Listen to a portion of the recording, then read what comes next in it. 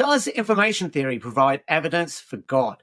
That's the claim being pushed by the likes of Stephen Meyer, the Discovery Institute, and others. But to refute these claims, we have Jason Rosenhouse, a professor of mathematics at James Madison University, author of many popular maths books, such as The Monty Hall Problem, and more relevantly, The Failure of Mathematical Anti-Evolutionism. So welcome, Jason. How are you doing? I'm doing fine. Thank you for having me. Why don't we start off with, what is information? How do mathematicians understand this concept? Yeah, I think that's a very good place to start because, the word information, it's one of these words that means one thing in an everyday context, and it means something totally different in a scientific or mathematical context. And I think anti-evolutionists often take advantage of that ambiguity in making their arguments. So information in the everyday context, we're usually thinking of something like a meaningful message. Like we're talking right now in English and we're communicating information back and forth, and there's meaning, in the words that we're saying. And and anyone watching this video, can listen to us, and we're communicating information to that person. So the idea of meaning is central to the idea of information in the everyday sense. Somebody watching this video who doesn't speak English, right? They would say, well, this video means nothing to me. It's not communicating. So if you say, hey, let's quantify information. Let's say, how much information are we actually communicating? Well, in the everyday sense, that's a very tricky question because it's so subjective. Right, different people are going to extract different amounts of information. You can imagine somebody else extracting information from our body language, right? And they might get more information, out of this than some other person. Okay, so if you're talking about information in the everyday sense, then you really can't quantify it. You can't manipulate it mathematically in any meaningful way. Now, information in the mathematical sense actually has a couple of different meanings, but the classical definition of information, which really dates back to Claude Shannon, is the idea that information is really reduction of uncertainty. Right, which is a kind of a fancy way of putting it. We can illustrate the idea by example. If you imagine that you're about to flip a coin, and you say, okay, before I flip the coin, I know it will either be heads or tails. We don't worry about it landing directly on its edge, right? So it's either going to be heads or tails, but there's uncertainty, right? I don't know how it's going to land. Okay, then you do it, and you find out, oh, it's heads. Okay. So what you can measure is the reduction in uncertainty. I used to think there were two equally likely possibilities. Now that's been reduced to one. And in the classical formalism of information theory, that's one bit of information.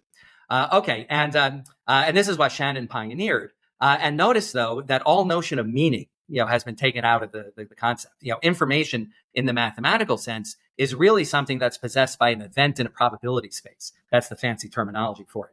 It's that you have a bunch of outcomes. You're uncertain about what's going to happen. You start off knowing that certain outcomes are possible. Each one has a certain probability attached to it. And then when it actually occurs, there's a reduction in uncertainty.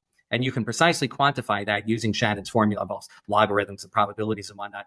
One general thing about Shannon's idea is that you learn more information from a highly improbable event than you do from a highly likely event. That's a consequence of the mathematical formula. Low probability corresponds to high information.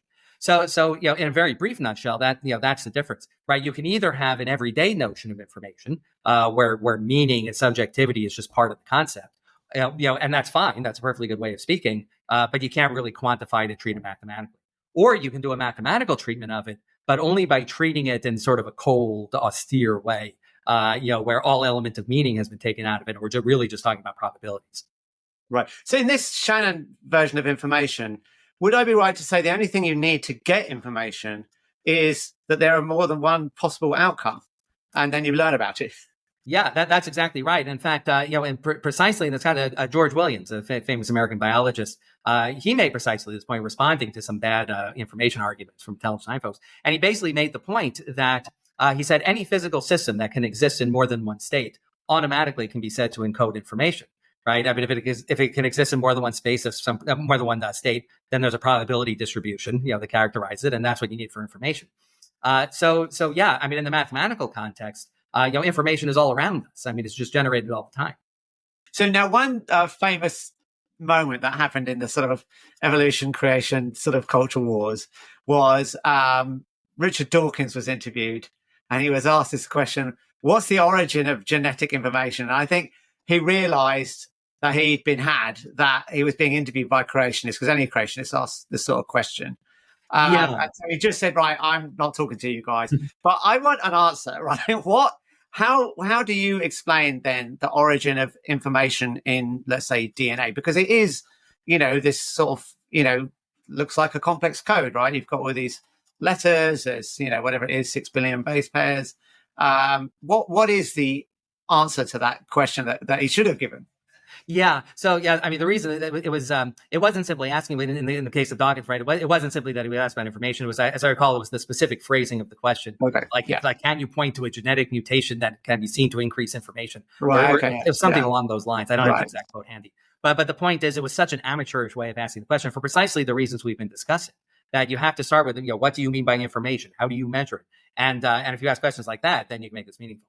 Okay, so the question is, so where does new genetic information come from? Well, the short answer is that it comes from natural selection, right? The evolutionary process, is precisely a conduit for generating genetic information. In fact, you could even say that, the environment, starts off encoding information, right? For precisely the reasons we were just discussing, that, any physical system can be seen as encoding information. And then you can actually view natural selection as an information conduit. Right, it takes environmental information and it kind of transforms it into genetic information. And actually, speaking of Dawkins, right, he had a recent book on precisely this theme, that the genomes of modern organisms, in a sense, can be said to encode information about ancient environments. There are also genetic processes we should mention, like gene duplication. Right, you start off with so many genes. Some number of genes can encode some amount of information depending on how you measure it, and then there's a process called duplication. So literally, you end up with more genes, than you started with. That's sort of the equivalent of plugging a flash drive into a computer, right? You've just increased the information storage capacity of the computer.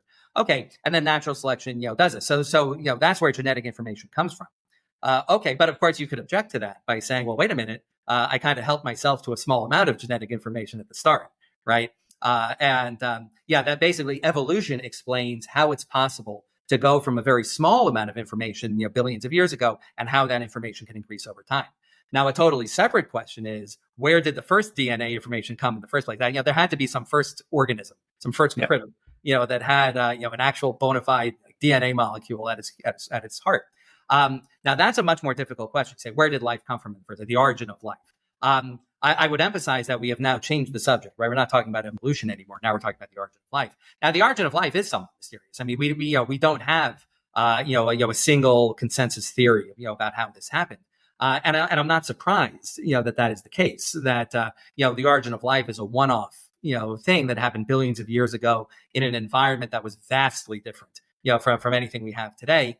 And so I'm not surprised that's a little bit mysterious, but there's certainly plenty of theories about how it happened. And I think we do know enough to say that that you don't need a mind to explain it. I mean, there are enough theories that don't violate the laws of physics that suggest how the earliest, most rudimentary form of the code could have started out. I would point out at this point that this is a point where I think it's actually misleading to think in information terms. Like nowadays, we look at the genetic code and we say, oh, it encodes information. That's a very natural way of thinking. But you have to remember, right, the DNA molecule, it doesn't know that it contains information, right? I mean, it's just, at a molecular level, it's all just physics and chemistry, right? I mean, it's just doing what it does. And the origin of life is really a problem of physics and chemistry, much more than biology. Biology is the study of life, right? What's it supposed to study before life actually appears? So to think of what's the origin of information, I think is maybe not the most helpful way of looking at it. I think it's, what's the origin of the chemical affinities that eventually became solidified in the code. So let's get on to the clips now. So this is going to come from, because Stephen Meyer has been promoting his book recently, The Return of the God Hypothesis, and Discovery Institute have been pushing this sort of material. So let's have a look at what they have to say. With Shannon Information, you can't determine the difference between a functionally specified arrangement of characters or a meaningful arrangement of characters and an unspecified sequence, one that is essentially random or which has no meaning or no function. Let me illustrate with these two strings of characters. The top string is essentially something that could be typed by monkeys at a typewriter. As far as we know, it's gibberish. It's just a series of characters that might be randomly produced. The bottom string, however, is something that we recognize right away as having meaning. The poetic phrase, time and tide wait for no man. It's not ABC, ABC, ABC, ABC over and over again. That kind of a string would be called a redundant or orderly string of characters. A complex string is one where you can't discern a repetitive pattern, and therefore it's complex, or also we could think of it as highly improbable. But the very bottom string, the time and tide wait for no man, is also complex. There's no rigidly repeating pattern there. There's no ABC, ABC, ABC. But in addition to being complex, it also is specified. That is to say, it has the arrangement of the characters matters in order to allow it to perform a communication function, or in order for it to convey meaning. So the key point here about Shannon information is that Shannon's measure of information carrying capacity can't distinguish between the functional and the non-functional strings of characters. Yeah. All right, Jason, what do we think? Is this accurate? Is it relevant? Where should we go from here? Yeah. So I mean, for the most part, that was fine, right? I mean, and that's precisely what I was saying before. That it's this issue of why are you using information talk at all?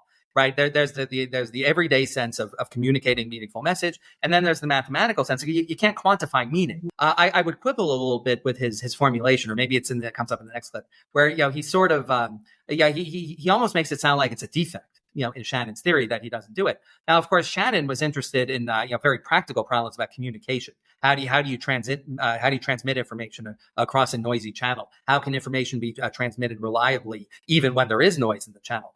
How much information can you actually transmit?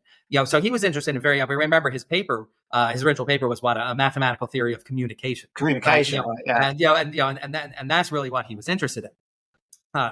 So for his purposes, his definition of information was just fine. So if there was an implication there that somehow Shannon overlooked something, and that they need the intelligence design folks to come swooping in and correct this error, then that I would object to. But the basic idea that Shannon's conception ignores any concept of meaning, and that presumably we're about to apply this to genetics, and we want to say that you can apply Shannon information to the genome. In a very simplistic way, you could say something like, okay, you look at some locus on a gene somewhere, and there's one of 4 letters appears there, and if we somewhat simplistically assume that each are equally likely, then that's like 2 binary choices you have to make. It's a 1/4 probability that corresponds to 2 bits of information. This is all a perfectly sensible way of speaking, but you could very reasonably object at that point that you have missed something, right? It's not just the Shannon information that you're interested in; it's the fact that the genome seems to do something, right? It's that it seems meaningful. So I don't have a big problem with anything he said there, but I am going to have a problem when I think in one of the other clips, suddenly he's going to claim that the intelligent design folks have swooped in and corrected this defect. Right. So I don't know if that is in the next clip. If not, we'll come back to this point specifically about what they call specified complex information, which is going to be the key for our discussion. It might be in the next clip. Let's see. If not, we'll come back to it. Let's play the next clip.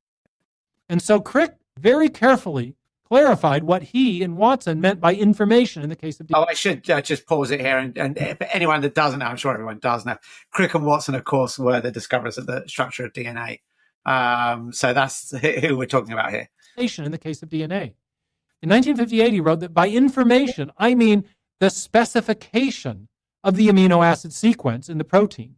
Or, he said, I mean by information, he said, information here means the precise determination of sequence, either of bases in the nucleic acid or amino acid residues in the protein. In other words, he was saying that the information in DNA is specific.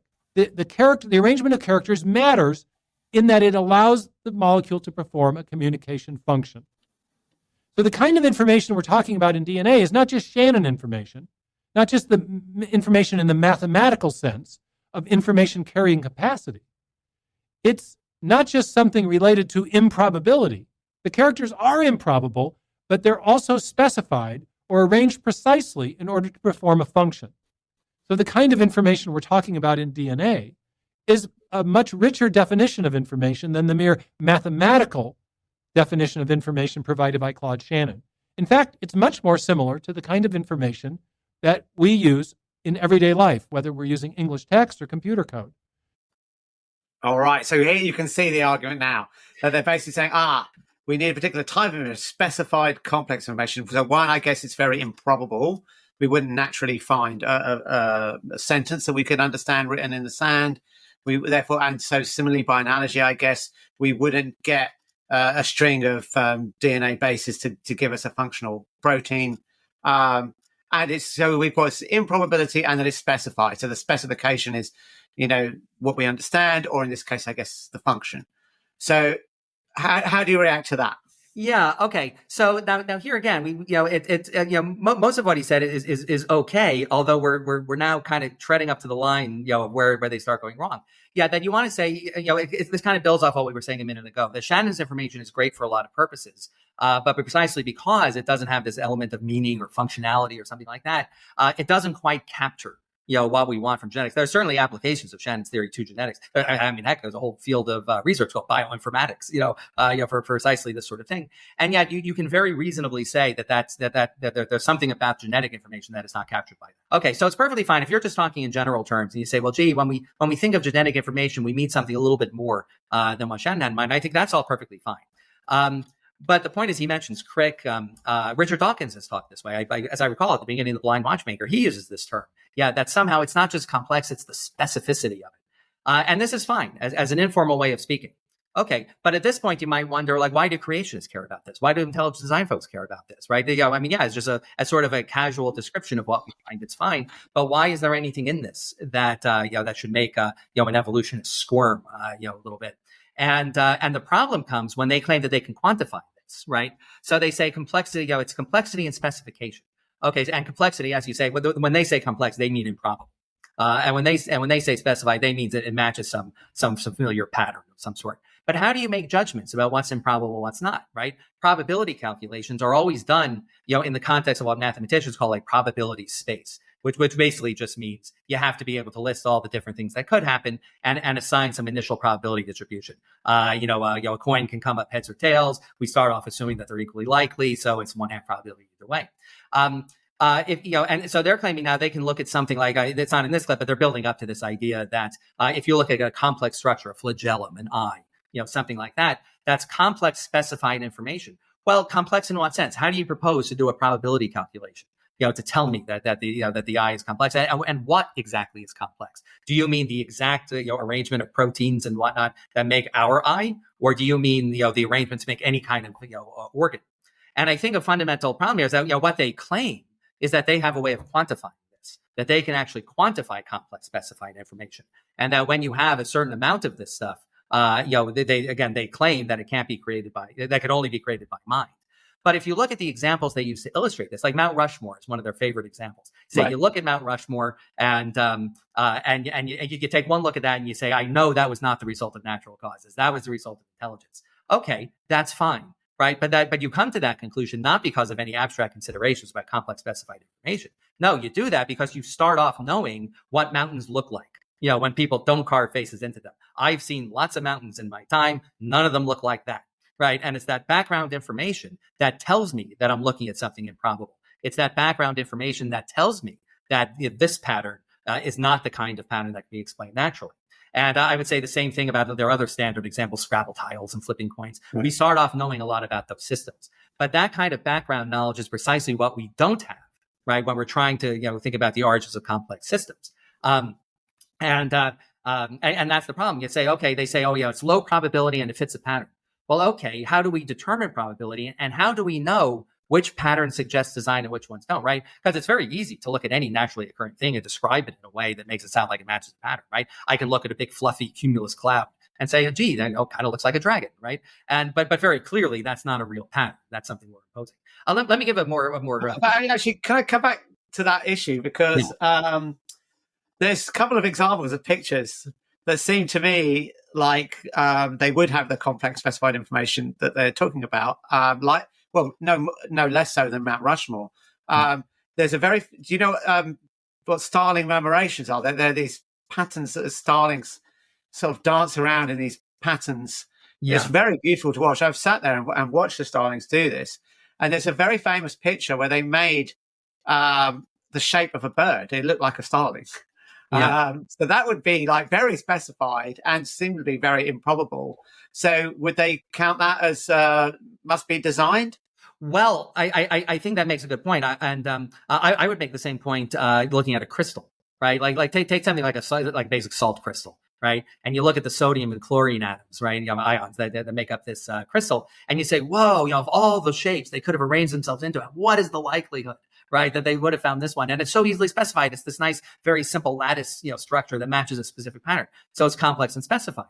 And but of course, now what they would say is that in that case it's wrong, right? Because there is in fact a physical mechanism. That explains it. That basically they would say it's not complex in their sense. Same thing with the starling murmurations. That there's all sorts of complex behavior in animals, an ant colony, a beehive, that arises from the complex interactions of individual organisms that are just following simple scent cues, simple signal response kind of behavior. And they would say, okay, but so there is, so it's not complex in their sense. It's not improbable once you know the underlying physics. Okay, but that's precisely the point, right? Is that you can't make judgments about what is complex and what is specified in their unique sense until you already know, the relevant physics, the relevant principles. And in biology, they'll say something like, something like a bacterial flagellum. It's very complex because there's so many different ways, the component parts could have arranged themselves, and it's specified by virtue of its function, right? Well, but then biologists come along and say, well, no, that natural selection can create functional, structures. So you can't just use function as a specification. In other words, when we see that a flagellum carries out a function, it whips around and propels little microorganisms around, right? Are we seeing a pattern that suggests design? Or are we seeing a pattern that's just the kind of thing that natural selection, just does naturally? And I don't think that question is not fundamentally mathematical. You have to get your hands dirty and do the actual biological research. You can't make some abstract philosophical argument. Oh, this is complex specified information. That's a souped up form of information that can't be explained naturally. That's the part where they go wrong. It's that we have no hope of these concepts are fine as just a sort of a casual way of speaking, of describing something we see, but they're hopeless as rigorous concepts that we can actually apply. All right. Let's move on to the next clip then. Webster's dictionary defines information in the following way. It defines it as the attribute inherent in and communicated by alternative sequences of arrangements of something that produces specific effects. The alternative arrangement of something, in the case of English, would be alphabetic characters, and those produce a specific effect if they're arranged properly. They produce a communication effect. The information in DNA turns out to be that kind of information. And in my book, Signature in the Cell, I therefore make a distinction between Shannon information and its various synonyms like information carrying capacity or improbability of arrangement on the one hand, and specified information or specified complexity or functional information, which would all be synonyms for Shannon information plus function or meaning. So the kind of information that we have in DNA is similar to, it is exactly the same in the theoretical sense in terms of these two categories of improbability plus function as the kind that we use in ordinary human language. That is to say, the kind of information present in DNA is also a striking appearance of design, because the kind of information that we use, functional or specified information, is always the product of a mind. Now, this has actually been recognized, this striking appearance of design, by none other than Richard Dawkins himself. He said that the machine code of the genes is uncannily computer-like, that apart from differences in jargon, the pages of a molecular biology journal might be interchanged with those of a computer engineering journal, that the information in DNA is like machine code in that it's improbable, but also functional. It performs a communication function. Bill Gates has amplified that observation, saying that DNA is like a software program, only much more complex than any we've ever created. So the first part of that clip, I actually didn't have a big problem with. So then he says, it's when he starts saying it's exactly the same, right? That exactly the same, I think we want to, look at a little strangely. See, the whole concept of digital information, that definition of information that they gave from Webster, I'll assume that's the actual definition. I haven't actually checked, but that was basically a definition of digital information, right? Information that's encoded by sequences of characters, and we formulated the whole concept of digital information in the context of computer codes, and human language, right? So the whole notion, like, why did anyone ever formulate the notion of digital information? Well, it was precisely to describe certain things that minds do. Okay, so that's all fine. And if you want to say that information in the genome is strongly analogous, in certain ways to what human beings do, I don't have a big problem with that. But to go from, we have a few limited examples of things human beings do, and then say, oh, we have these examples of human beings created complex specified information. So now, we'll just analogize that to genes when we know that there is a physical process, evolution by natural selection, that specifically has this effect of increasing, complex specified information. Again, using these terms somewhat informally, right? If we're really going to do this right, we need to quantify everything and explain this, in precise mathematical terms. Now, there was this thing at the end that I think is very suggestive. I believe it was the quote from Bill Gates, where he says, "Oh, but the nature's productions are far more spectacular and far greater than anything human intelligence do." And I think that's a point that intelligent design folks need to start taking more seriously, right? Because this is and maybe I know Stephen Meyer is very fond of saying, "Oh, we're extrapolating from known causes, right? We know that intelligent agents produce digital information, and so we're extrapolating from known causes to unknown causes." Well, Bill Gates is kind of onto something there, and I can show you other quotes from people like that, like Douglas Axe, who say things like, "Oh, but our puny human constructions pale in comparison to the to what the omnipotent designer of the universe presumably did." And that's the point where they want to take seriously the question of scale. So human intelligence can produce what they call complex specified information on a very small scale. Right. But even they are saying that the information we're trying to explain in nature is of a much higher degree. So where this confidence, if the sort of information that we find in nature is so much greater than anything that the highest intelligence we know of can do, why the confidence, that intelligence can actually do this, right? In other words, it would be like saying, gee, I see that moles make molehills. So when I look at mountains, that's evidence for giant moles, right?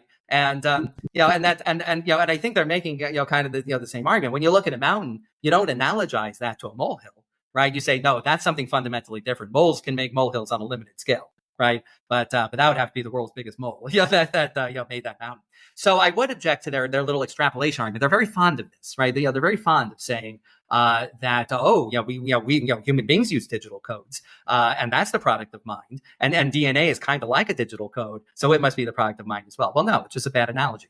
Whether or not DNA can form, naturally, and whether it can increase by physical mechanisms, that's a scientific question that you have to investigate. And we find that, it's just not, the information stored in the genome can increase readily, through evolution by natural selection. That's an empirical fact, that it can do that. that it can do that. So anyway, that's my answer there. I think, they keep blathering about, oh, it's functional information. That's great. Tell me how to quantify that, right? And there actually have been attempts, I should mention, some actual scientists have occasionally attempted, to quantify functional information. And so you can find that this idea is not a crazy idea. It's just, I don't think it can be applied in the way that they're trying to apply it. And I think their attempt to quantify it, like, this is Stephen Meyer that we're focusing on now, but William Dembski is really the one who's big on this.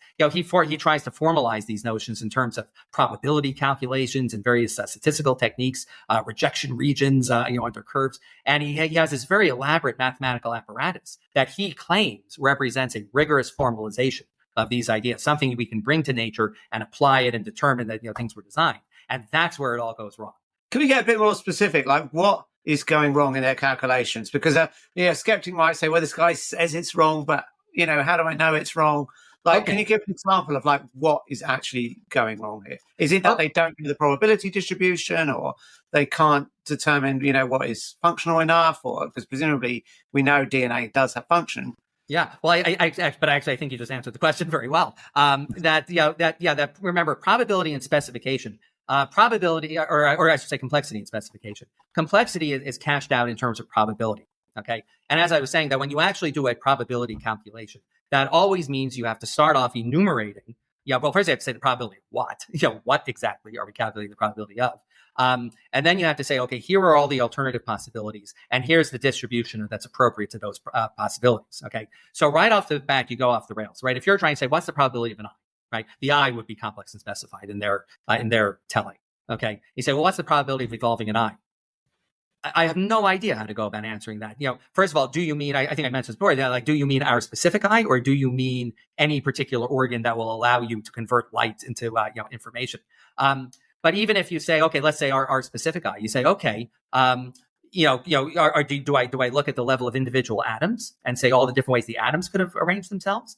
Right? I mean, how do I come up with a probability space for doing this? I mean, it's just hopeless. And there's a very prominent biologist named Martin Nowak who talked about this, and I forgot what he said, but he said the whole idea that you just don't talk about the probability of an eye forming. We have no idea how to answer that question. Then on the other side, it's specification, right? And specification, again, in his books, like, in his books, like No Free Lunch was actually the title of one of his books. He has an elaborate, a sort of statistical apparatus for assessing this. But the fact is that specification is supposed to be a pattern that suggests design, like the faces on Mount Rushmore. But there too, how on earth do I know? I have no background knowledge to tell me what kind of pattern suggests design and what kind of pattern suggests natural selection, right? And that's the problem. And that's why I was mentioning before that Dembski says, if we apply this to something like a flagellum, it's one of their favorite examples, the bacterial flagellum, they say it's specified by virtue of its functionality, and they'll make an analogy. They say it kind of looks like an outboard motor on a boat. It kind of works on the same principle. He says, well, okay. But here come biologists that say natural selection can craft structures like that. They can craft complex functional structures. So how do I know? Is if I say this sort of kind of looks like an outboard motor, is that a specification or is that just a pattern you're imposing, on it? So that's what I have in mind. That and that's why I'm constantly making this distinction between speaking in a very casual sort of way. If you look at a flagellum and you say, "Gosh, that's really complex," and sort of kind of looks like an outboard motor, well, that's fine. I agree with you completely. But I can't do anything with that. I mean, that's not that's nowhere near precise enough for any scientific purpose. And then what's been the reception in like the mathematical community or bioinformatics? Do they take these claims seriously? How do they view like the community as a whole, the claim that they can calculate that this is? Yeah. I've heard some people in the creationist camp saying like William Dembski is this great genius, and he's finally nailed how to detect design. Well, what's the reaction of the community to those sorts of things? I mean, one of his more enthusiastic fans described him as the Isaac Newton of information theory, and I think it's safe to say that the community, pick your relevant community, biologists, people who study bioinformatics or whatever, they simply are not using these notions, not the way they define them, at any rate. So so Dembski's main theoretical opus was his book No Free Lunch, where he really kind of laid out his ideas. And I think it's safe to say that this book has had no impact at all on scientific practice for precisely the kinds of reasons that I'm saying. It's just way too vague. It's just not it's not a useful idea, to apply. The basic idea of functional information. There are some legitimate papers investigating that idea. But the approach they're taking is quite a bit different, from what the intelligent design folks are doing. And the people doing this work are certainly not trying to draw grand metaphysical conclusions from it, right? Like people say, it would be nice to have a version of information that allows us to quantify functionality. But nobody is sitting there saying, and by doing this, we will have resolved the fundamental questions of existence, and we will know once and for all, right? So I mean, to be honest, I think most people in the community, are very disdainful of intelligent design arguments. And in fact, if anything, I think I've gotten flack, from people for spending so much time on this. Like right. I find this sort of thing interesting. But I've had people say to me, "You're writing books about this, right? Why are you wasting time on it?" And that's sort of the reaction. And I guess along these lines, I would want to make a different point because I'm as you might have noticed, I'm a bit disdainful, of the intelligent design folks. But I think there's a more positive point to make. Like, I don't want to just be acrimonious towards them. There's a more practical point that I wish people would, that I think people outside of science need to pay more attention to. I alluded to it very briefly earlier in our conversation. It's that what you have to understand is that scientists, when they do their jobs, when they're actually in their labs doing their work, they do not care about metaphysics. They don't care about materialism or naturalism. They don't care about theory. They just don't care about any of those things while they're doing their professional work. When they go into a lab, they don't talk about these things, right? That that in science, you can really think of it as that they have a mission to accomplish, right? And they will accept anything that helps them accomplish the mission. And the mission is to come up with useful theories for explaining things in nature. And by a useful theory, I mean a theory that takes some aspect of nature and renders it predictable and controllable, right? When you think about it, right, like we always say science is a grand search for truth, and it is, right? But truth is kind of a slippery concept, right? It's only indirectly about truth, right? How do you ever know you have the truth in science? Well, what we really know is that some theories work really well in practice, right? Why are we so confident the second law? Well, in any context where we can test it, it passes every test, right? Why are we so confident that that we basically have it right about how the planets move, about gravity and the motions of the planets? Well, we can launch spacecraft, and have them take up orbit around the moons of Saturn, many years later. pretty hard to understand how we're able to do that if our theories are wrong. Or eclipses, maybe I should stick with simpler examples, right? Eclipses used to be, a very scary thing. I mean, what would you think? If you're in ancient times and someone turned off the sun, I mean, what are you going to think? But I mean, you would fall to your knees too and pray to the nearest God, right? But no one reacts that way anymore, right? Because now they're predictable, right? Now we know exactly what's going on. And that's what scientists care about. Let me give just one quick example of what I mean when I say that it works in practice. There's a paleontologist named Niels Shubin, and he discovered, he and a team of paleontologists that he led, discovered a very famous fossil called Tiktaalik, right? And it was about as wonderful a transitional form, as you could ever hope to find. It just perfectly bridges the gaps between, seafaring creatures and quadrupeds on land. And what I find really interesting about the story is even more than the fossil itself, it was the reasoning that Shubin and his colleagues went through to find this fossil. They said, look, assuming evolution is basically correct, that we have a pretty good idea of when in time that this transition that we're interested in. We know kind of when it happened. So let's go looking for rocks of that age, where we have access to rocks of that age. That's our best chance of finding it. And they did that, right? And they were successful. That's what scientists care about in their daily work. So if you come at them and you say, hey, first of all, discard this theory for some abstract, hand-wavy mathematical reason. You have to just discard this theory altogether. And you can understand why they'd be reluctant to do it. And then you come at them and they say, no, I have a better theory.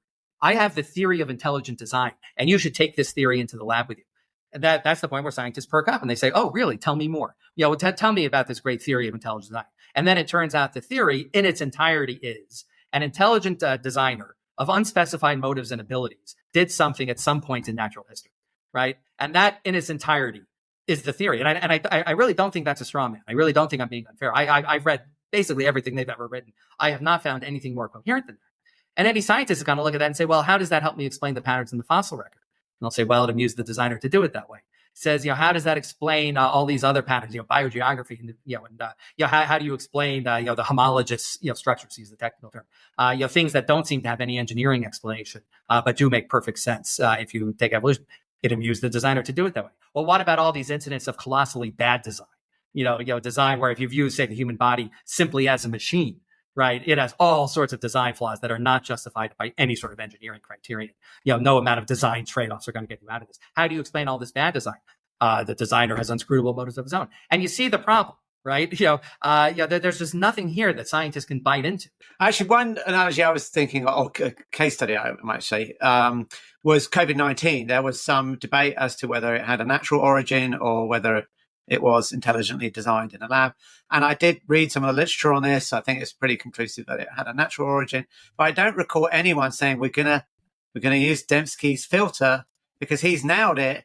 And there's a method we can use to see whether it was intelligently designed or not. I mean, to my knowledge, nobody. Yeah, and I think that's very well said, actually. Yeah, because the general problem, right? Yeah, that you have some phenomenon and you want to know, right? Like, was this the result of intelligence or was it some other cause? I mean, I think about, say, detectives investigating a criminal case, murder, suicide, or accident, right? We have to distinguish those things. So the basic idea that sometimes there are situations where we have to distinguish intelligent causation from unintelligent causation, again, that's fine. That's a real problem that people face. And I think your example of COVID-19 is a perfect example. And it's a very difficult, problem. But you're right now I happen to agree with you. I mean, all the best evidence I've seen suggests that it was a natural origin, and sort of the protein count. One thing I really like about working at a university is that I have a whole building full of biologists I can talk to. If I need someone to help me about this, and all the biologists I spoke to, they think it's pretty definitively a natural origin. But regardless of that, your point is exactly correct. Nobody was approaching this by looking at the genome of a COVID-19 virus and saying, is this complex and specified? Let's do a probability calculation and try to match it up to some abstractly defined pattern. Nobody was doing anything like that, to try to determine which it was.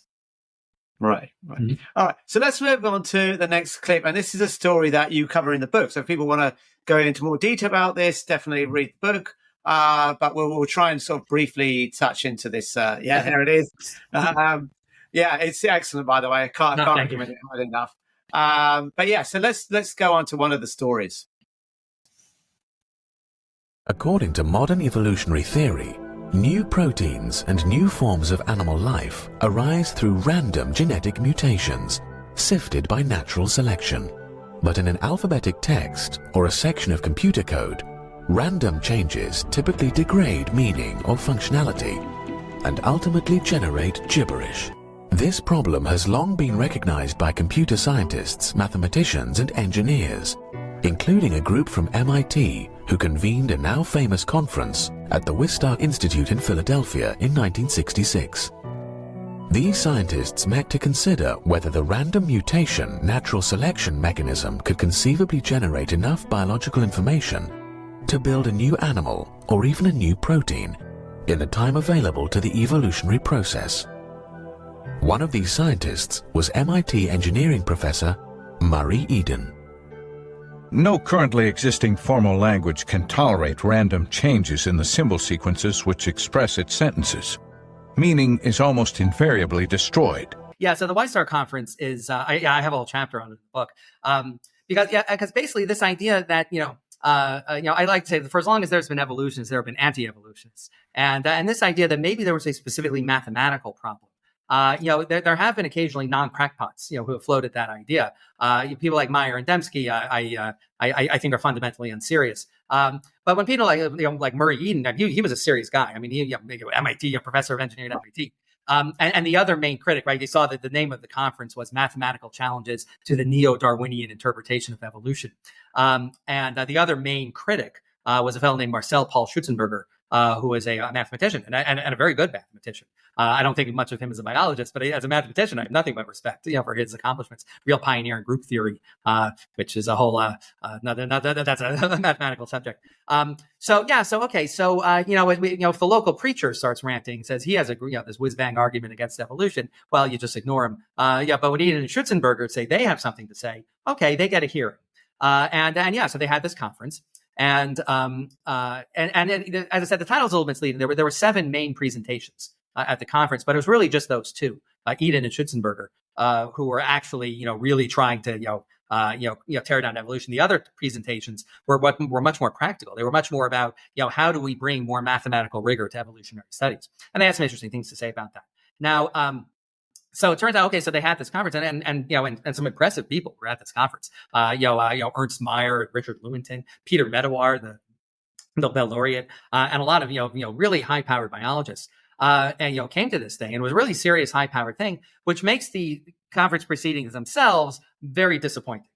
Because basically Eden's argument and Schutzenberger's argument, they were just bad arguments. Eden, I think this is going to become more prominent in the next clip, but Eden was basically making an argument from combinatorics. He was basically saying that we think of like this, like a vast space of all possible proteins or maybe all possible genotypes, whatever. And he says, and basically we'll get into more details in the next clip, but basically his argument was this is a vast space. The space of all theoretically possible proteins is just monstrously large. And the set of all proteins that have ever appeared in any living organism is a minuscule subset of that set. And they say, how do you find, that small subset? And again, without going into too much detail, basically Eden just completely left out the role of natural selection, in the process. That I'll say more about that. I think the next clip is as I remember.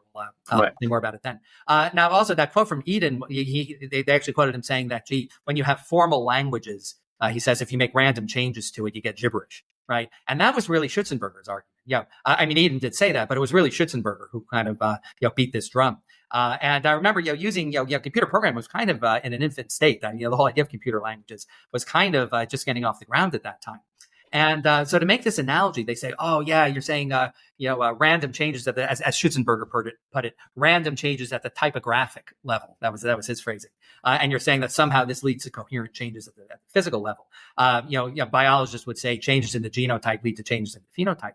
And he was saying, that's just not feasible. And he based his argument largely on an analogy. To computer programs. He says, gee, if I start making random changes to my computer language, I get gibberish. Right. Well, that's a fascinating observation about his computer languages, right? You make the same observation about English. Take say all the 4-letter words in English, and then just pick one at random and randomly change one letter, right? Almost certainly, what you're going to get is probably not going to be an English word. It might be, right? There's some small probability of that, but probably it will not be. Okay, but this is just a bad analogy, right? To the extent that the genetic code, and remember that was kind of a new observation, the idea that genes are a code. That was still a relatively new idea. This was 1966 was when that conference happened. So this was still a relatively new idea. And the point is that if you're going to analogize it to a language at all, it's a very small language, right? It's it's a language that's based on triplets of codons where there's four bases to choose for each place in the codon. So it's 4 cubed possible words, 4 times 4 times 4. That's 64. So the whole language, to the extent that it's a language at all, right? It's a language with 64 words. And and if you make a random change to one base in a codon, you're still going to get a protein, right? I mean, every substitution is meaningful in that sense. So it's just not as it's just much more resilient to change. So it's all fine, all well and good to say English has certain attributes and the programming languages have certain attributes, but to say that this is just a general phenomenon that applies to any sort of language is just absurd. And I should point out that everything what I said was pointed out at the conference by the disbelieving biologists. The biologists like, my God, these were the arguments we were called here to address.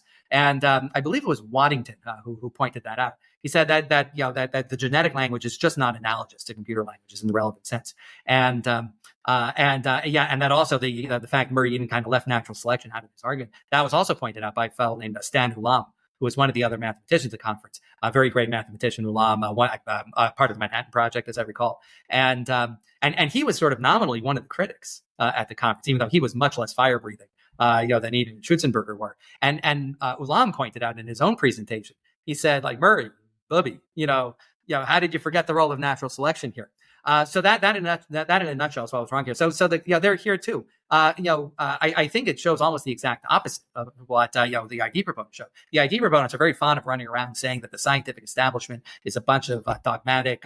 They get likened to the mafia. They squelch any sort of eccentric idea, and that's just nonsense. If you have a serious idea, you get your own conference, to present them. That's how Eden and Schutzenberger were treated, because they were demonstrably not crackpots, and they get a hearing. Unfortunately, they did waste everyone's time presenting crackpotty arguments. And in this, they stand in stark contrast to the intelligent design folks, where the arguments they're making are just transparently, bad arguments. And that's why, they don't get treated respectfully.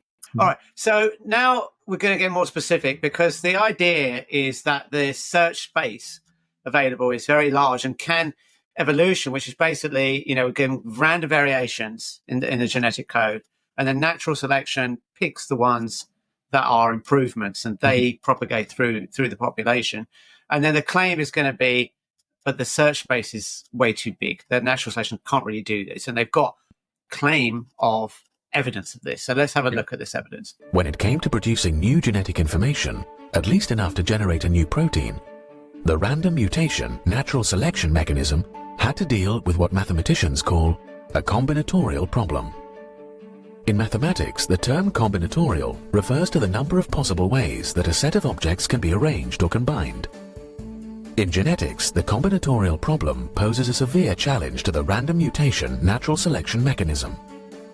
So in the late 1960s, one could make these arguments based upon analogy to things we understood, written language, computer code, but we didn't have any experimental data to show whether those analogies actually suited the biological case. So no one could come up with the exact numbers to answer these questions back then. Molecular biologists at the time did know that the number of possible combinations corresponding to any given sequence of DNA is extremely large and grows exponentially with the length of the molecule in question. For example, corresponding to one short protein 150 amino acids long, there are 10 to the 195th power other amino acid arrangements of that length. That's an unimaginably large number. But scientists in the 1960s didn't know how many of those arrangements were actually functional. They didn't know, in effect, how many combinations would open the lock. That didn't stop evolutionary biologists from speculating. Many argued that there must be a high proportion of functional sequences among all possible sequences, so that a random search for a new functional sequence would have a high probability of success.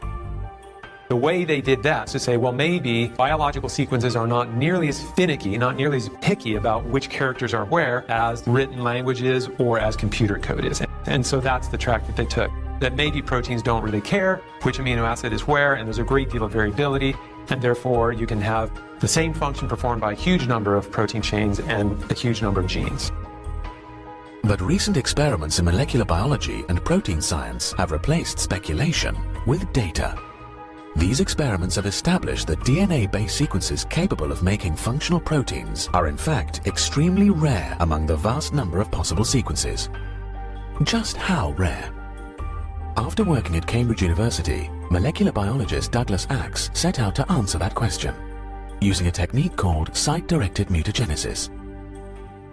His experiments enabled him to estimate that for every DNA sequence that generates a functional protein of just 150 amino acids in length, there are 10 to the 77th amino acid arrangements that will not fold into a stable three-dimensional protein structure capable of performing that biological function. One correct sequence for every 10 to the 77th power incorrect sequences.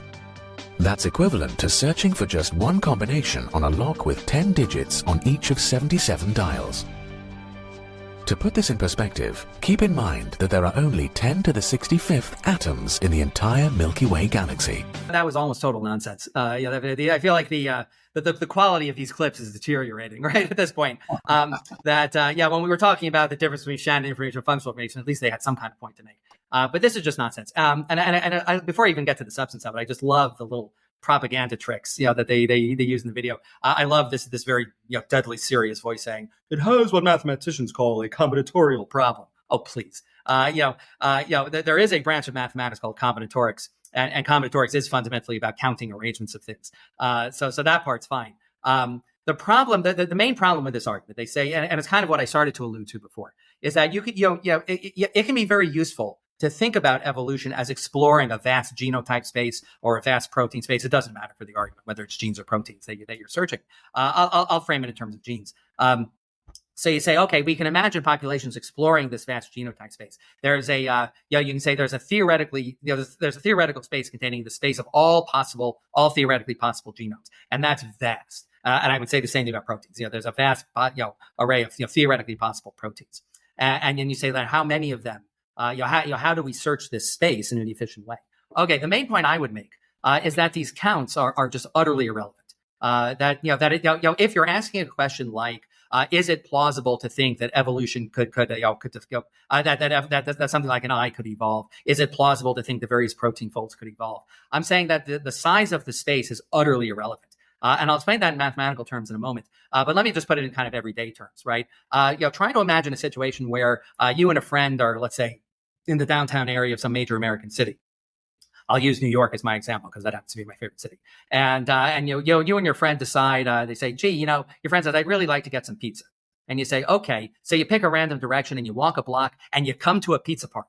Right. And now your friend says, this is amazing. Right. The surface of the earth is enormous and almost none of it has pizza parlors on it. And yet somehow we found one of the very few places on earth that has a pizza parlor. And we found it, just by, doing a quick search. This is incredible. How do you explain this? Right. And of course, in that context, I think the error is obvious. Right. You say it's completely irrelevant that the surface of the earth, is very large because you don't have to search. You don't have to search the surface of the earth. Right? That's irrelevant. We just have to search the area immediately around us, right? And pizza parlors might be rare on the surface of the earth generally, okay? But they certainly are not rare, in the downtown areas of major American cities like New York. In fact, New York, I don't think you'd even have to walk a block to come to a pizza parlor. You'd come to one quicker, right? And that's fundamentally, that's the error they're making, right? That, you have this vast space of points, but they're not just unrelated points. See, combinatorics counts things without giving it kind of any thought to relationships that they have among each other, right? Combinatorics is about counting. It's kind of what I did. What I did before. I said, hey, you have a triplet of codons, and each one is 4, so the total number of codons is 4 times 4 times 4. That's a very elementary exercise in combinatorics, right? When we think about combinatorics is kind of about counting arrangements of things, right? But if there's additional structure on the space, combinatorics is not really the tool. And in this case, when we talk about protein space or genotype space, there's mathematical structure on the space. There's a probabilistic structure and there's a metric structure. And what I mean by that is that by a metric structure, I mean that it's very meaningful to say that certain points in the space are closer to each other than others, right? If you think about genes, for example, let's say you have 2 long gene sequences and imagine that they're essentially identical except for at one point, at one locus, they're different. And then to compare that with 2 genes that are just wildly different at every point. Right, there's a very real sense where we can say those first 2 sequences are close to each other and those other 2 are really far away. That's what I mean by a metric structure, right? There's a sense that certain points are close to each other and certain points are far away. In the biological case, 2 points close to each other means it's like one mutational event away, or something like that. So you have a metric structure on the space. And then the second point is that you also have a probabilistic structure. Like, yeah, the space of all possible genotypes or all possible proteins, that's enormous. But because of natural selection, right, because organisms have to survive in the wild, we can say that most of these sequences have a probability very close to zero of ever coming up in nature. And if they ever did, natural selection would smack it down and say, no, don't go, don't jump off the bridge. You'll wander into non-functional territory.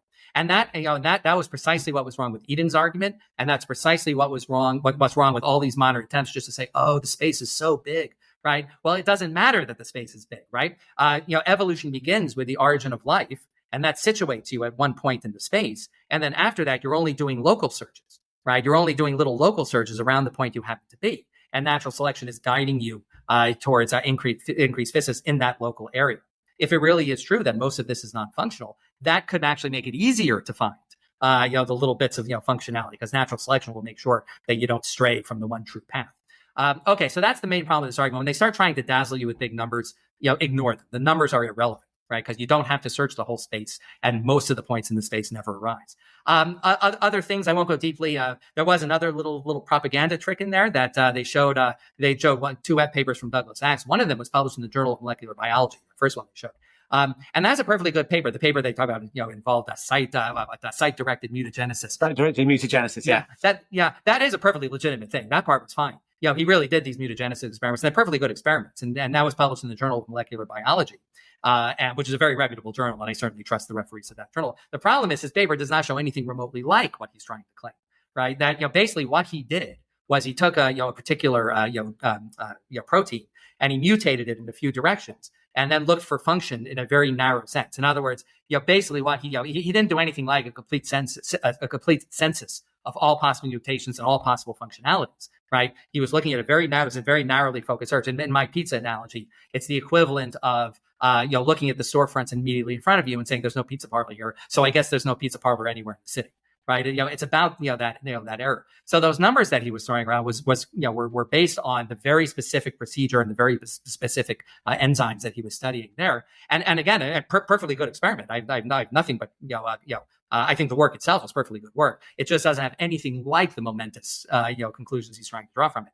Incidentally, the second paper that they showed, right, the case against the Darwinian origin of protein folds, that was published in an ID Vanity journal. Right. That one was not published in an actual scientific journal. That was just published in their little, we can do science too journal. Right.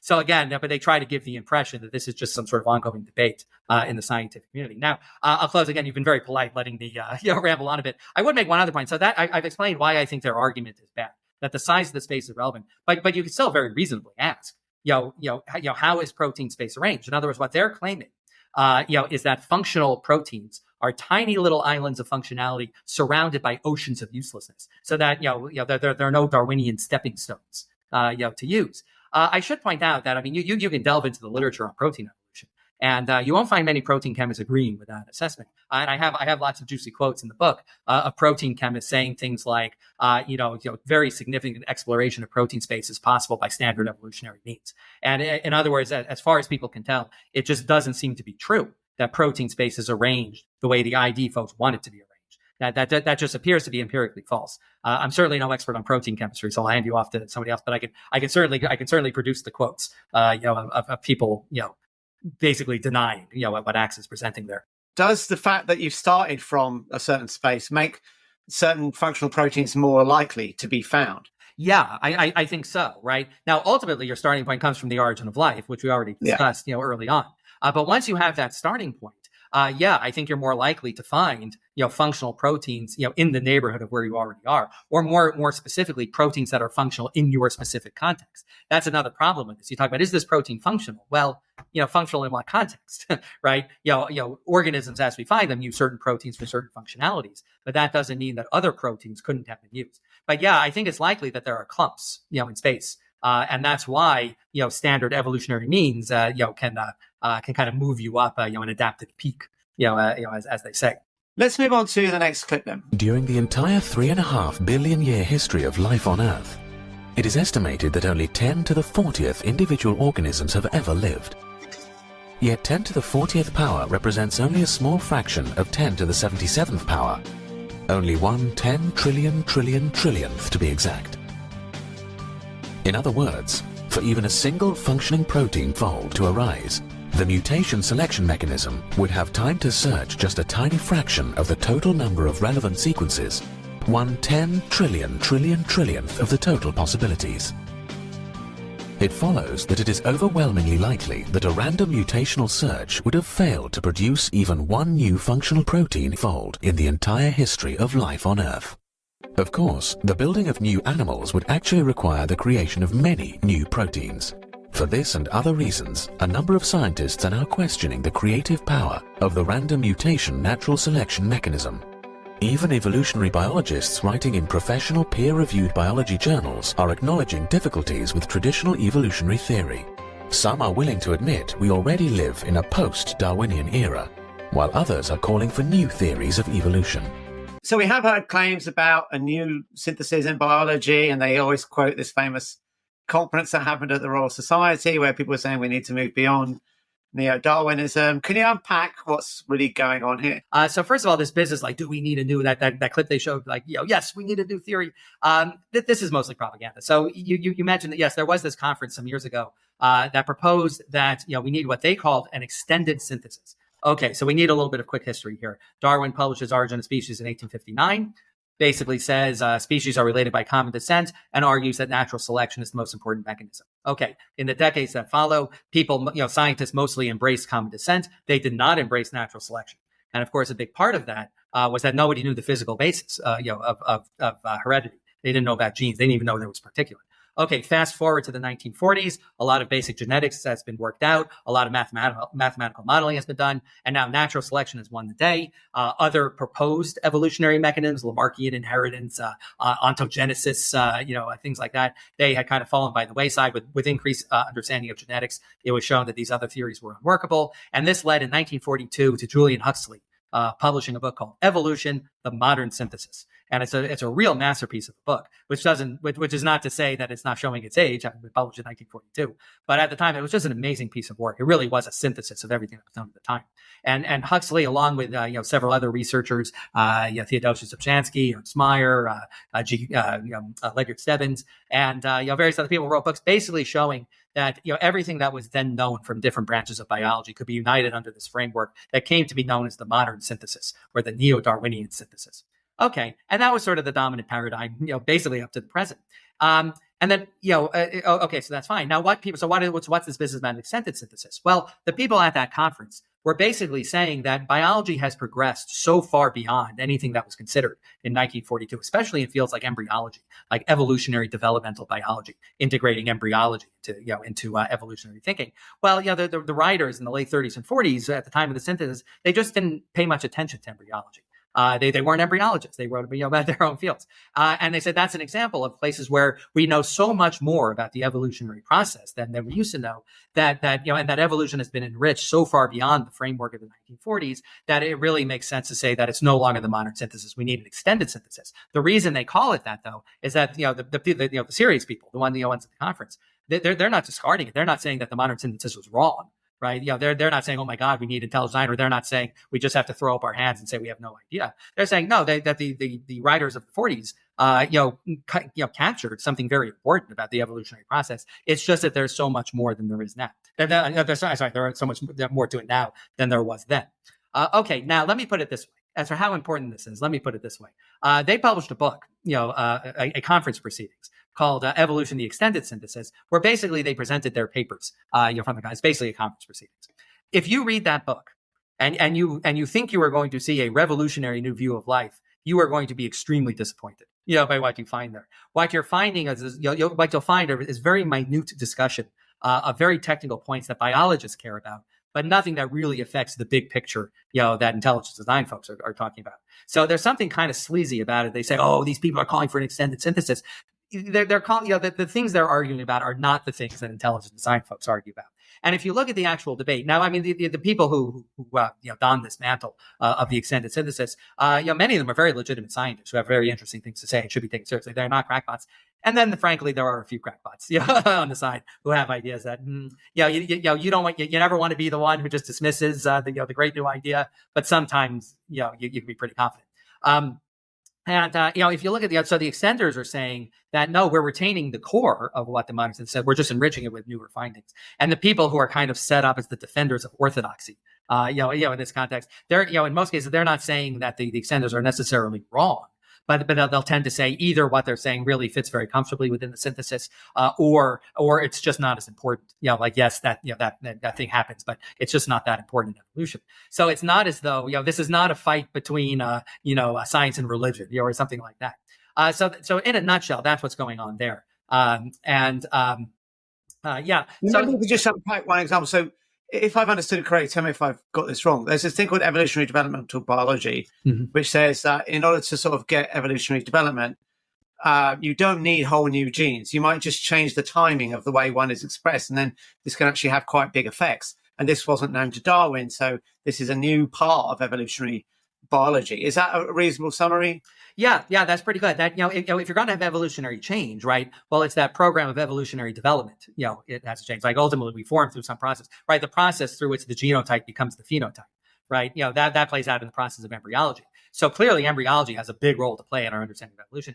The novelty, though, is that the tools to study it at a molecular level and really study at a very detailed level is relatively recent. And that's why suddenly people are talking about it more.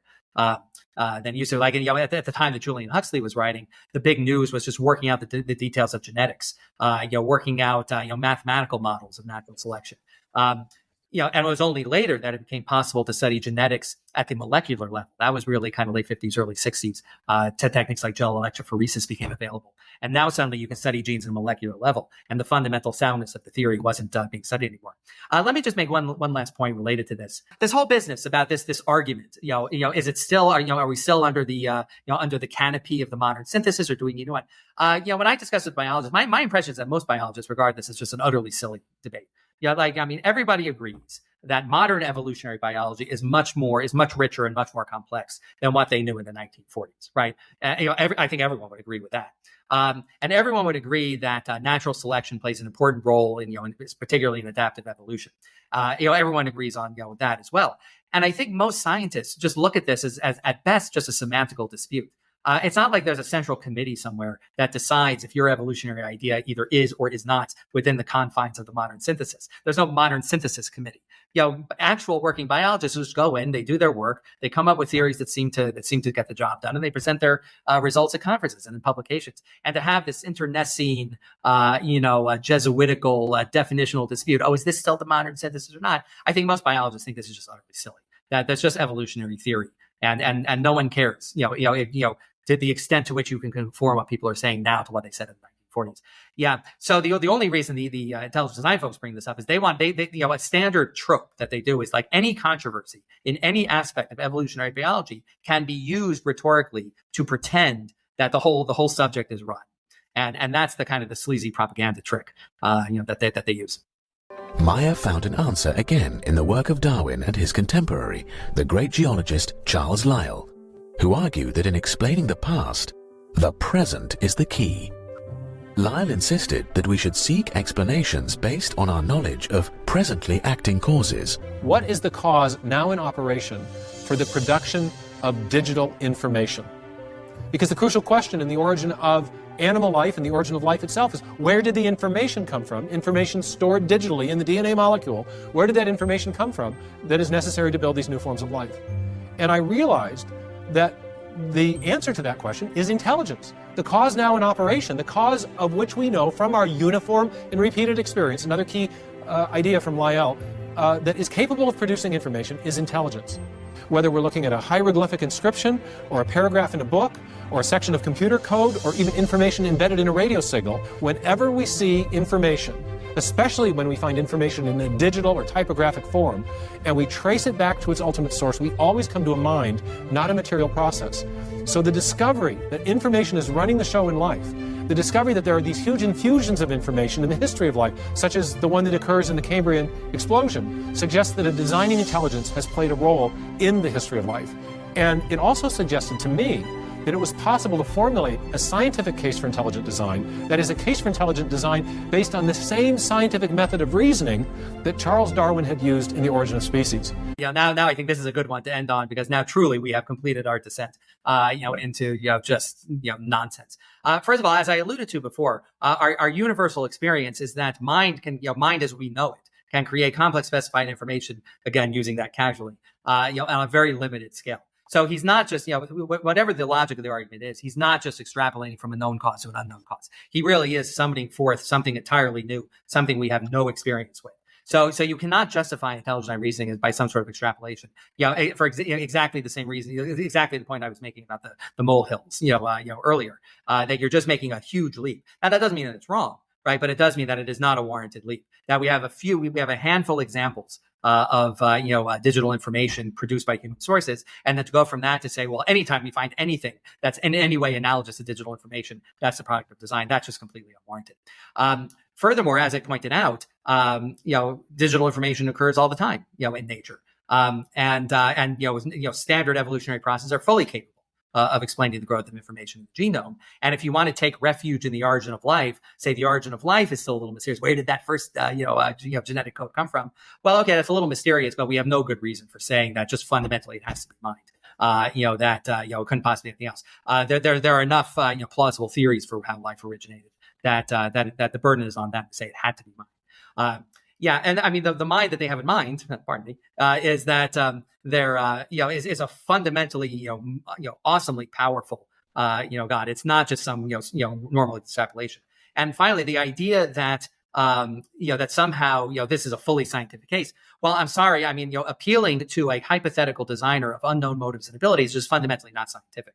It might be true. I think this is a point I wish people would understand better. I think a lot of people come at this, people who are not scientists, they come at this and they have this idea that science is about what's true, and God is one of those truths about the universe. So God is part of science. And when scientists in the present world, they don't talk about God, but that's not disrespectful towards religion.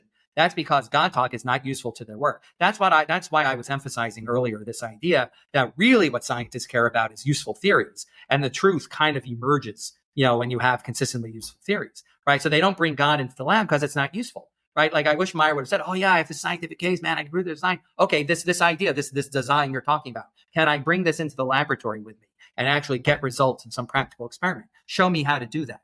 And they can't do that. Wondering if I couldn't flip Meyer's argument against him and say, well, every time I've seen digital information, like writing a computer code or a book or something like that, it's always created by a physical being.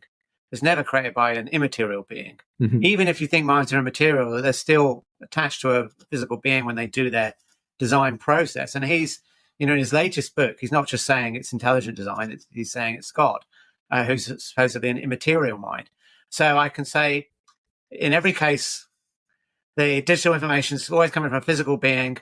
Therefore, it couldn't have come from God because he's not a physical being. Yeah, well, I think that point is well taken. And it kind of relates to what I was saying. That now, of course, they would argue that human beings are fundamentally non-physical, that we have physical bodies, but that the mind in particular is non-physical. In fact, that's a little bit of they've been, I don't know if you pay attention to their main blog, they've been pounding that drum pretty good, lately, that the mind is fundamentally non-physical. But I would say that every mind that we have experience with is embodied, which is kind of the point that you're making, even if the mind itself is somehow not physical. Right. I mean, you could like say, I believe in dualism, right? Yeah. Mind is not physical, but when it does its design process, it's always using a physical body to do so. And that we have no experience of a disembodied mind. We have never encountered such a thing. And that's another illustration of what I'm talking about, that they're not extrapolating from known causes to unknown causes. They're making a bad analogy between what human beings do and what their hypothetical designer, is also capable of doing. But they are, in fact, summoning forth something fundamentally new, something that we have no prior experience with. And at this point, maybe Occam's razor, comes into play, and says, look, we have known physical mechanisms that can explain information growth in the genome over time. And that can explain evolution. We have a lot of plausible theories, for where, the first origin of life came from. If these things can be explained in principle in terms of physical mechanisms, maybe we don't invent an entirely new, cause. To explain this. And if I may, actually, it kind of reminded me of something else. Because we talked about the origin of life. But of course, you can trace this back to the origin of the universe. And I know you do a lot of videos about cosmology, so I know you've spent some time talking about the fine-tuning argument. And I have a book. Yes. On the origin of the universe and all the different competing ideas. Yes, an excellent book. A book I just started reading. Yeah. Now. Yeah, and an excellent book that I'm happy to endorse, at least based on the first 50 pages, which is where I am right now. There's this thing called the fine-tuning argument, where and this is what Steve Meyer and a lot of the ID folks, they really pound this argument. Yeah. And I think maybe this makes a nice point to close on, because it's something that's always bothered me. They say, okay, you look at the fine tuning of constants in the universe, and the mass of a ratio of a proton to the ratio of an electron or whatever it is, and they say, gee, this couldn't have all happened by chance. It had to be some intelligent, designer monkeying with the physics. And I think there's a lot to say about. I don't think that's a very compelling argument. But what I do find interesting is that the argument is based on a raft of assumptions about how these constants took on the values they did, what's the probability distribution, things of that sort. And the reason I brought this up is that I find it so funny that when you talk about evolution, where you have encyclopedias full of evidence, where you really can point to the accumulated evidence in every branch of the life sciences. I mean, you could pretty much look at any aspect of any animal based on, from the perspective of any one of the life sciences and be all but punched in the face with evidence of evolution. And you present them with all this evidence, and they get very angry at you, and they say, this is crazy. Evolution's a ridiculous theory, and only morbid anti-religious bias could possibly make you think there's any merit to it. It's ridiculous. You're a bigot, and all the rest of it. Okay, but now you turn to ultimate questions. Right? Why does the universe have just these properties and not some other set of properties? Right? Why do the constants have those values and not some other values? Precisely the place, where you really should be humble, right? You really should just shrug your shoulders and say, who knows? Right? How do I know why the constants have these values? That's where they put their most, dogmatic, their most certain conclusion has to be God. It's the only possible explanation. We've proven this to a certainty. Only morbid anti-religious bias could possibly make you think otherwise. They have it completely backward. Okay, where they should be, where they should speak with near certainty, that's where they have all their doubt. Where they should be speaking with skepticism and humility, that's where they put their most audacious conclusions. And I think that's a fundamental fallacy, in their thinking. I think there's a sort of contradiction in the argument. Maybe I'll run it past you, see what you think. And that is, they want to say, well, we're going to use processes in the present to explain the past. That seems fine, as long as there's reasons to think that those processes could have existed in the past. Right. But when we go to the origin of the universe, we're at very high temperatures. No mind that we've ever known that could do any design work could exist at those temperatures. So it seems to me, I want to rule out a mind for doing that. Now, you might say, but we're thinking of a very different mind, not the mind that we know that can do physics. It's a totally other type of mind. But now you want to say, okay, if a mind could exist in those sorts of conditions, then you're basically saying the universe, in a sense, isn't fine-tuned for life. The way I would put it is this. You want to say, okay, without the constants being exactly where they are, we couldn't have the life that we know. Why is life important at all? Like, why do we care? So what? Well, what they actually say, the proponents of the fine-tuning argument, is, well, because living beings, they have to be embodied moral agents. So it's not life per se that's important. It's the idea that you could have an agent that can have consequential decisions. Now, if it's the case that those sorts of agents have to be embodied in a physical body, then it should be the case that the mental life can't exist in those conditions of the early universe. Right, a physically embodied being couldn't exist in those properties. So we can sort of flip the fine-tuning argument around and say the very reason that you rule out life with different constants is the very reason that I'm going to rule out a mind at the origin of the universe, because a mind couldn't exist there. Now, you could say, yeah, different types of mind, immaterial mind is very different. Then I can say, well, there could be different types of life. If you're going to rule out the sort of unknown life type forms, I'm going to rule out the unknown minds. Is that fair? Yeah, I think that was the point, and it kind of plays into what I'm saying. That what this cause that they're invoking, this thing that's supposed to be strongly analogous to what human beings do, it is not analogous in any way. It is a mind of a fundamentally different sort, something very totally other from anything we have any experience with. And you can keep doing these.